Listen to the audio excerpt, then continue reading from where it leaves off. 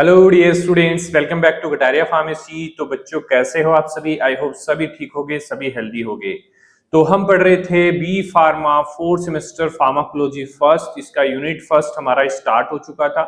Unit first का आज का हमारा लेक्चर सेकंड होने वाला है। हम इंट्रोडक्शन देखे थे फर्स्ट पार्ट के अंदर, तो आज का भी हमारा इंट्रोडक्शन पार्ट ही होने वाला है। इसके अंदर जो डेफिनेशंस हमें दी हुई है हमारे सिलेबस के अंदर, तो उन डेफिनेशंस के बारे में आज के इस लेक्चर में स्टेप बाय स्टेप हम देखने वाले हैं।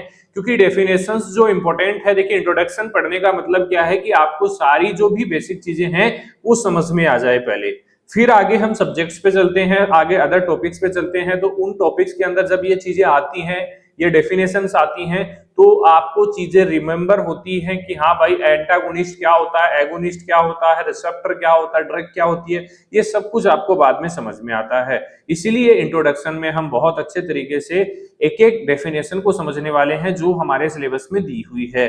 तो आज का हमारा यूनिट फर्स्ट का पार्ट सेकंड होने वाला है। तो इसमें हम जो भी देखने वाले हैं हम आप लोगों को बता चुके हैं।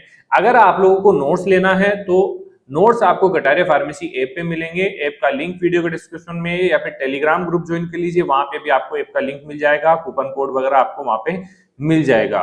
ठीक है, वहां से आप नोट्स कोर्स जो भी लेना चाहते हैं वो ले सकते हैं। बाकी हमारे चैनल को सब्सक्राइब कर लीजिए, बेल आइकन को प्रेस कर लीजिए, क्योंकि बीए फार्मा 8 सेमेस्टर तक हम आप लोगों के साथ बने रहने वाले हैं। तो चलिए स्टार्ट करते हैं आज के इस लेक्चर को। तो सबसे पहली जो डेफिनेशन है इसमें हम देखने वाले हैं एगोनिस्ट क्या होते हैं। तो एक छोटा सा कॉन्सेप्ट है। मान लीजिए हमारी कोई ड्रग है, आपने कोई ड्रग खाई, ये हमारी ड्रग है, आपने खाई, ओरली खाई, कैसे भी खाई, ये कहां जाएगी? स्टोमक में जाएगी। स्टोमक में जाने के बाद जो बॉडी है वो ड्रग के साथ क्या करेगी? एब्जॉर्प्शन करेगी। ठीक है, तीन चीजें मैंने बताई होगी, आगे बताएंगे आप लोगों को। एडीएमई, ठीक है, एडीएमई का मतलब है कि सबसे पहले ड्रग एब्जॉर्ब होगी, फिर उसका डिस्ट्रीब्यूशन होगा, फिर मेटाबॉलिज्म होगा, और उसके बाद वो बॉडी से एक्सक्रिएट हो जाएगी। लेकिन अब ये जो ड्रग है, मान लीजिए आपने तो पेट में खाई है, लेकिन अब चोट लगी है आपके हाथ में।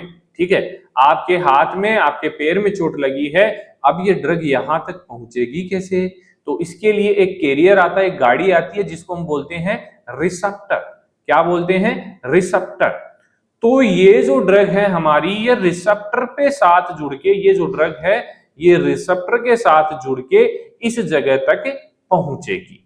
मतलब कि ड्रग को भी एक गाड़ी की जरूरत पड़ती है अपने स्थान पे जाने के लिए, अपने टारगेट पॉइंट पे जाने के लिए और अपना एक्शन शो करने के लिए। तो ये रिसेप्टर इसको पेन वाली जगह पे लेके जाएगा और वहां पे छोड़ देगा, फिर वापस रिसेप्टर अपनी जगह पे आ जाएगा और वहां पे जो पेन हो रहा है, जिसकी भी आप दवाई ले रहे हैं, वो ठीक हो जाएगा। तो एगोनिस्ट क्या होता है? अब देखिए, अब आपको अच्छे से समझ में आ जाएगा।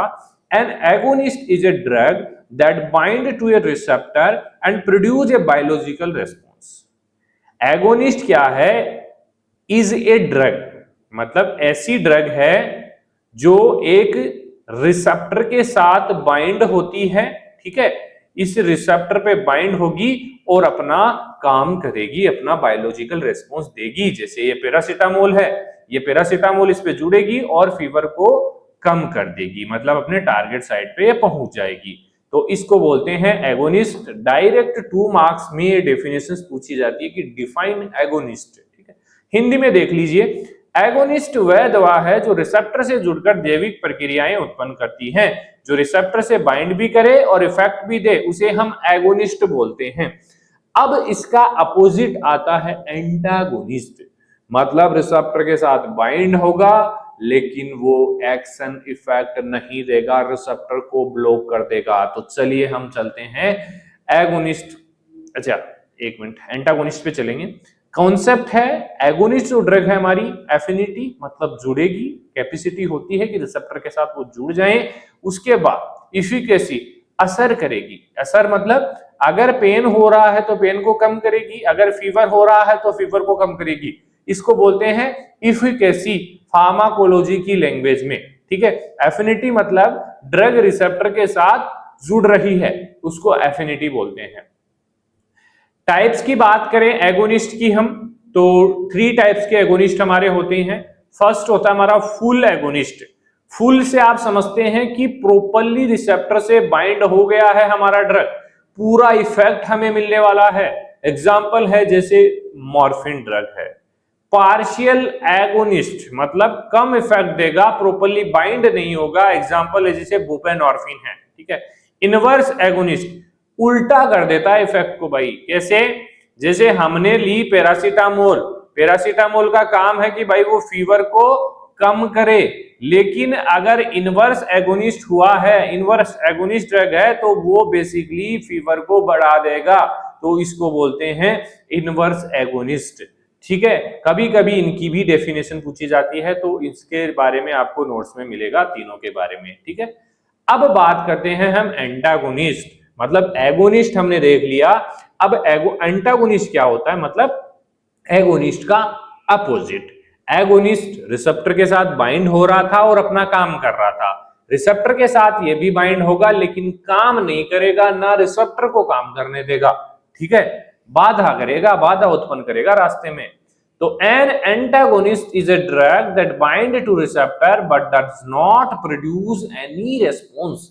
मतलब इसका जो काम होता है, इस टाइप की जो ड्रग्स होती हैं उनका काम है कि रिसेप्टर को रोक के रखना है, इसको जाने नहीं देना है, ठीक है। तो ड्रग दो तरीके से काम करती हैं, एक तो एगोनिस्ट और एक एंटागोनिस्ट। देखिए दो कंडीशंस होती हैं, एक जगह तो फीवर को बढ़ाना होता है, एक जगह कम करना होता है। तो जैसे मान लीजिए कोई हार्मोन सिक्रेट हो रहा है, मान लीजिए एग्जाम्पल थायराइड हार्मोन है, थायरोक्सिन हार्मोन है, जो भी ये रिलीज हो रहा है, तो थायरोक्सिन हार्मोन, थायराइड हार्मोन का लेवल बढ़ रहा है, ठीक है। लेवल बढ़ रहा है, उसको हम बोलते हैं हाइपर थायरोडिज्म। हाइपर मतलब लेवल बढ़ रहा है। तो अब उस कंडीशन में हम एगोनिस्ट ड्रग तो नहीं दे सकते कि भाई हम जो भी थायराइड हार्मोन है वो डायरेक्टली दे देंगे तो और लेवल बढ़ जाएगा। उस कंडीशन में क्या करते हैं, एंटागोनिस्ट ड्रग देते हैं जो अपोजिट काम करे। अपोजिट मतलब वो जो बढ़ रहा है लेवल उसको कम करे, या फिर बढ़ रहा है तो उसको और ना बढ़ने दे, उस रिसेप्टर को ब्लॉक कर ले, वो होते हैं एंटागोनिस्ट। तो ये जो बेसिक चीजें हैं ये आपको आनी चाहिए बेटा, अगर फार्माकोलॉजी आप लोग पढ़ रहे हैं तो। एंटागोनिस्ट वह दवा है जो रिसेप्टर से जुड़ती है लेकिन कोई प्रभाव उत्पन्न नहीं करती है, और एगोनिस्ट के प्रभाव को रोकती है। मतलब एगोनिस्ट के प्रभाव को रोकती है, जो मेन इफेक्ट हो रहा है उसको रोकने का काम इसका होता है। ये रिसेप्टर पे बैठता है लेकिन कोई इफेक्ट नहीं देता है और दूसरे ड्रग को भी रोक देता है, ये काम होता है एंटागोनिस्ट का। टाइप्स की बात करें, कॉम्पिटिटिव एंटागोनिज्म, भाई ये जो भी पॉइंट्स आ रहे हैं ना, ये आपको 2 मार्क्स में भी पूछे जा सकते हैं, 5 मार्क्स में भी पूछे जा सकते हैं। ज्यादातर चांसेस हैं कि आपको 2 मार्क्स के क्वेश्चंस देखने को मिले। Agonist and antagonist compete for same receptor site. इसका मतलब क्या है? कॉम्पिटिटिव एंटागोनिज्म मतलब एक रिसेप्टर है, ठीक है, और हमारा एक ड्रग है एंटागोनिस्टिक, दूसरा है हमारा एगोनिस्ट। मतलब एक तो फीवर को बढ़ाएगा, एक फीवर को कम करेगा। अब ये दोनों ही लड़ रहे हैं, झगड़ रहे हैं इस रिसेप्टर से जुड़ने के लिए। अब ये तो है नहीं कि भाई दोनों एक साथ इस पे जुड़ जाएं, नहीं हो सकता, पॉसिबल नहीं है, तो एक ही इससे जुड़ेगा। तो इसको हम बोलते हैं कॉम्पिटिटिव। कंपटीशन है यहाँ पे, जैसे आप कोई एग्जाम की तैयारी कर रहे हैं, एक ही सीट है, बच्चे दो हैं, तो एक को ही नौकरी मिलेगी, लेकिन तैयारी दोनों करेंगे कि मेरा भी नंबर आएगा, मेरा भी नंबर आएगा, लेकिन एक का ही नंबर आएगा, ठीक है। तो इसको बोलते हैं कॉम्पिटिटिव एंटागोनिज्म। रिवर्सिबल होगा, डोज बढ़ाओ इफेक्ट वापस, मतलब डोज बढ़, इसके करेक्टरिस्टिक्स है रिवर्सिबल, वापस से रिवर्स हो सकता है अपनी नॉर्मल कंडीशन में। डोज बढ़ाएंगे तो इफेक्ट जो होता है वो कम हो सकता है, वापस हो सकता है। कर्व राइट शिफ्ट, जो कर्व होता है डोज रेस्पॉन्स कर्व, वो राइट में शिफ्ट हो जाएगा, ठीक है। ई मैक्सिमम सेम होगा, जो मतलब मैक्सिमम इफिकेसी होती है, मतलब कि भाई कितना काम करेगी हमारी ड्रग, वो सेम ही रहेगा, उसमें कोई चेंजेस नहीं आएगा। मैक्सिमम जो एफिकेसी है, मैक्सिमम एक्शन है, उसको हम ई मैक्स से डिनोट करते हैं फार्माकोलॉजी के अंदर। तो जैसे एग्जांपल है एट्रोपिन वर्सेस एसिटाइलकोलिन, ये एक ही रिसेप्टर के लिए लड़ती हैं, झगड़ती हैं, ठीक है, ये ड्रग हमारी। आगे आता है non competitive antagonism. Non competitive मतलब यहाँ पे कंपटीशन नहीं है भाई। Antagonist bind irreversibly at the different site. इसमें क्या होता है कि जैसे हमारा रिसेप्टर है, तो रिसेप्टर पे बेसिकली यहाँ पे जो साइट होता है, मेन साइट, उसके लिए लड़ना झगड़ना का काम नहीं है यहाँ पे। यहाँ पे एंटागोनिज्म है वो अपनी जगह खुद बना लेगा, खुद बना के यहाँ पे वो जुड़ जाएगा, ठीक है, उसके बाद काम करेगा। ये रिसेप्टर को परमानेंटली ब्लॉक कर देता है, यहाँ पे जुड़ के, मतलब वो यहाँ पे जुड़ जाए चाहे एगोनिस्ट, उससे कोई फर्क नहीं पड़ता। एंटागोनिज्म यहाँ पे जुड़ के रिसेप्टर को ही ब्लॉक कर देगा, आगे काम ही नहीं करने देगा। उसको बोलते हैं नॉन कॉम्पिटिटिव एंटागोनिज्म। ये रिसेप्टर को परमानेंटली ब्लॉक कर देता है, अब कोई ड्रग काम नहीं कर पाती है इसके ऊपर, ठीक है। ये सही सिस्टम है इसका, ठीक है। कैरेक्टरिस्टिक्स इरिवर्सिबल है, दोबारा से रिवर्स नहीं आ सकता, ये दोबारा से हट नहीं सकता एक बार जुड़ने के बाद। डोज बढ़ाने से इफेक्ट नहीं आता है, डोज से कोई भी इफेक्ट नहीं पड़ेगा। ई मैक्सिमम कम हो जाता है, मतलब इफेक्ट कम हो जाता है।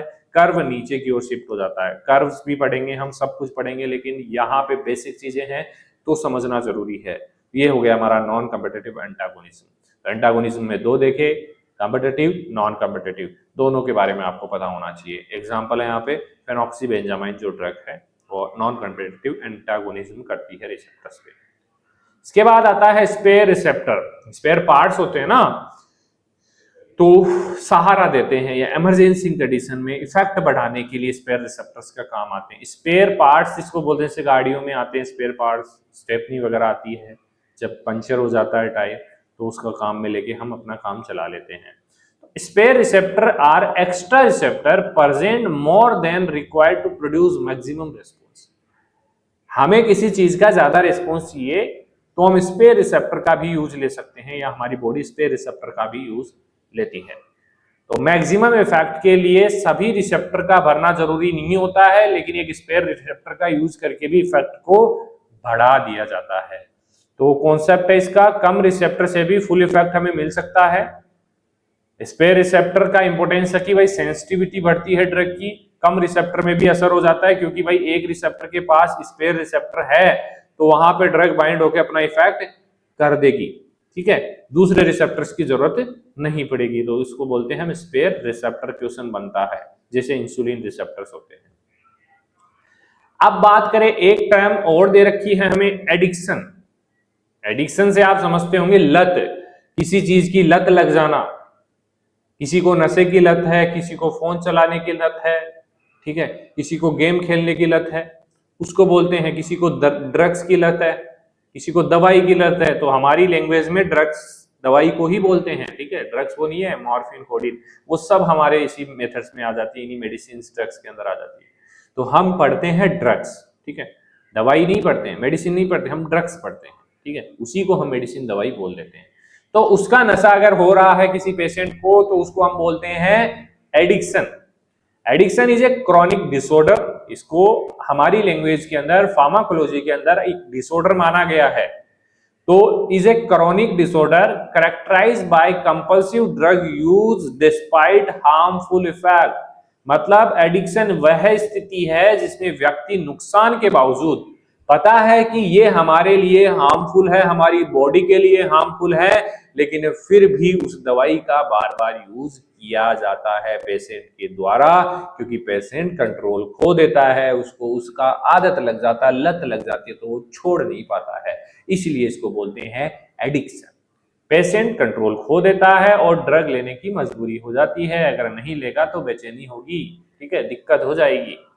फीचर्स, कार्विंग, भाई मन में बार बार आएगा कि मेरे को ये ड्रग चाहिए। लॉस ऑफ कंट्रोल, अपने माइंड पे कंट्रोल नहीं होगा, चाहिए तो चाहिए।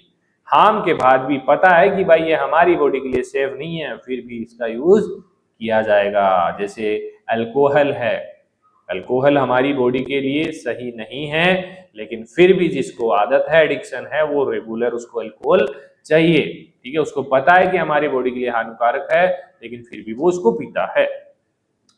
एग्जाम्पल जैसे मॉर्फिन ड्रग है, अल्कोहल है, ये एग्जाम्पल्स हैं एडिक्शन के, इनके एडिक्शंस होते हैं। इसके अलावा आता है टॉलरेंस।